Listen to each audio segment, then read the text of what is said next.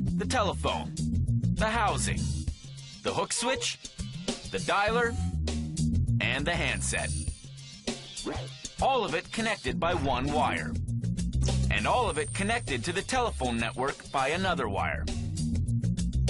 The miracle of transforming sound into electricity and electricity into sound happens in the handset, where we find a microphone and a speaker. To grasp it all, let's break it all.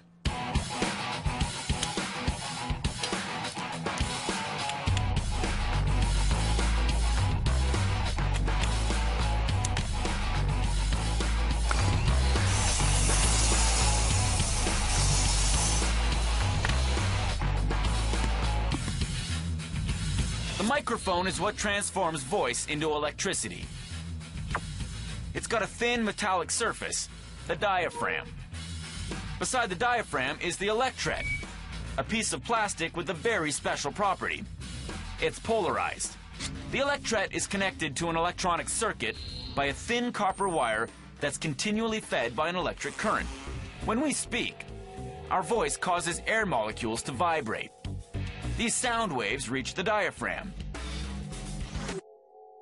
It's so thin that when the air vibrates, it also vibrates. This movement disrupts the electret's electrostatic field, causing it to vibrate. The vibrating electrostatic field causes the intensity of the current in the copper wire to also vary. The microphone has just transformed air vibrations into electric vibrations. These vibrations are amplified by the electronic circuit, sent to the microprocessor, and finally into the wires of the telephone network.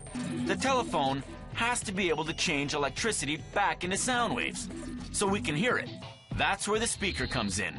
It does exactly the opposite of the microphone.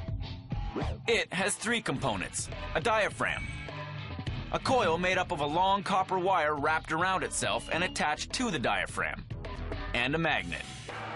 When the electric vibrations reach the coil, the current magnetizes it and transforms it into an electromagnet. Since the coil is attached to the diaphragm, it also vibrates at the same frequency. That movement, in turn, causes the air in front of the diaphragm to vibrate at the same frequency as the electric current. Vibrating air is sound waves. The electric current has just been retransformed back into sound. Voila!